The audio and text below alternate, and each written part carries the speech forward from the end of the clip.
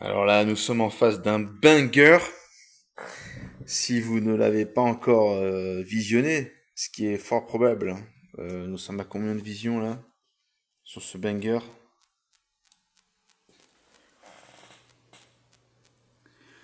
3,5 kilos vus il y a 3 semaines. C'est fort peu.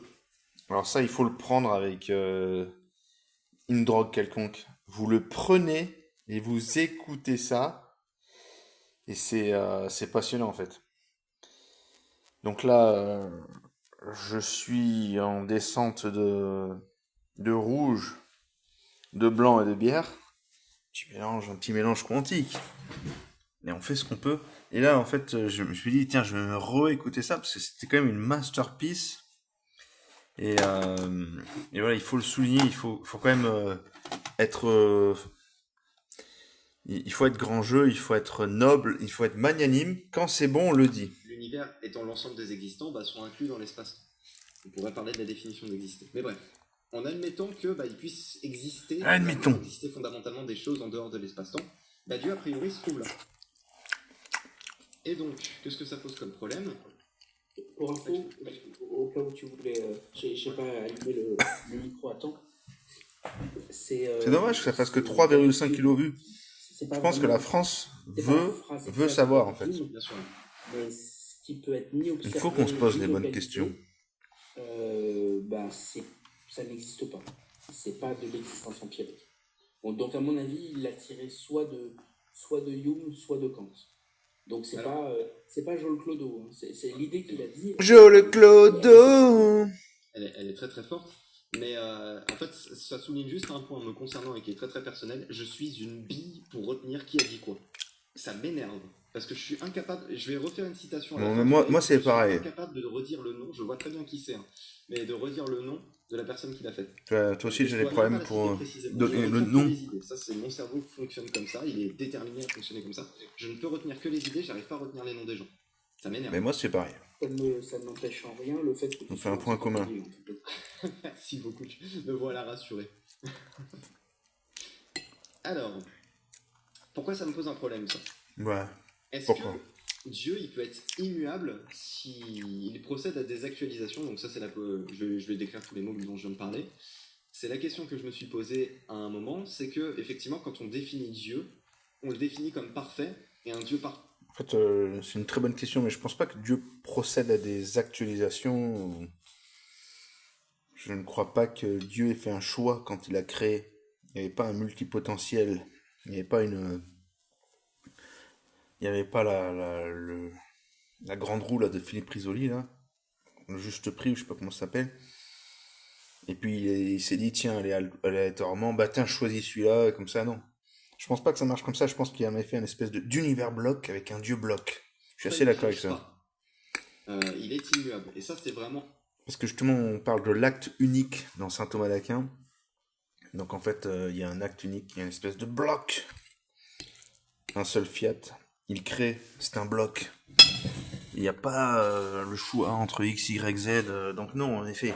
Alors, Dieu est-il déterminé? Déterminé, je ne sais pas. Un terme qui est utilisé dans toutes les définitions apologétiques de ce que pourrait être Dieu.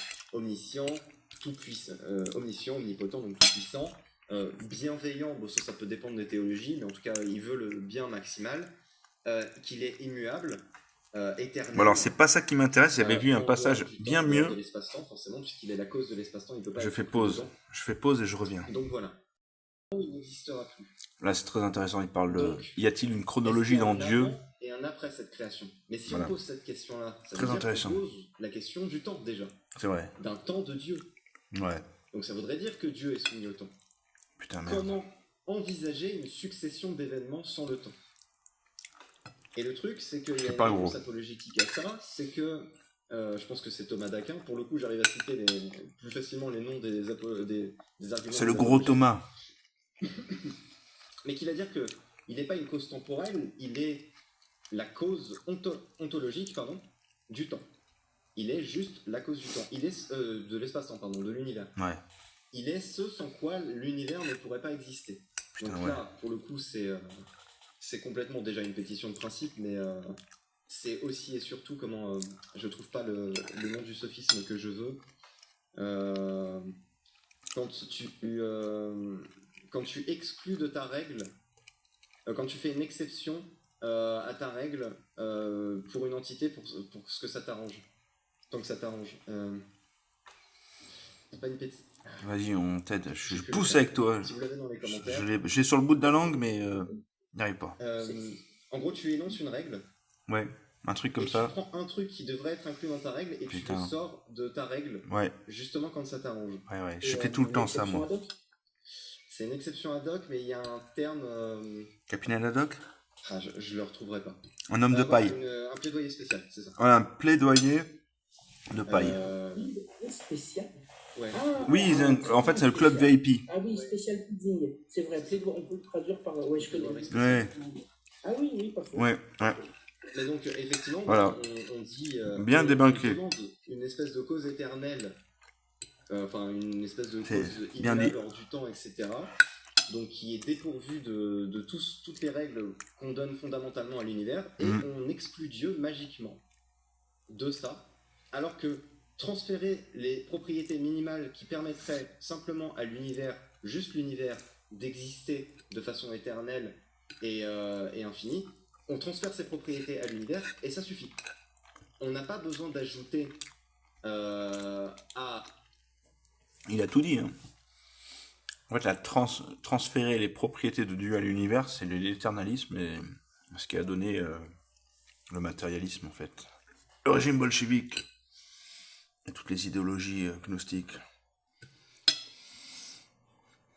Alors je soutiens saint Thomas d'Aquin sans pour autant comprendre, en effet. J'ai compris son argument, il y a un avant, un après dans Dieu, dans notre conception. Mais je suis d'accord, c'est très étonnant. Je pense qu'il y a en effet un univers bloc avec une création bloc, un Dieu bloc. Je fais blocus, moi. Je suis de gauche.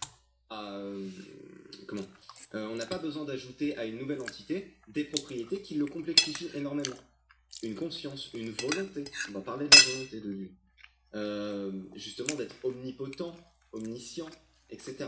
Toutes ces propriétés-là, on les applique à un concept qui est déjà très complexe, mais simplement en prenant les attributs minimaux et en les appliquant à l'univers. Là, je pense que la question, c'est d'un univers qui serait dépourvu de conscience, d'intelligence, de volonté.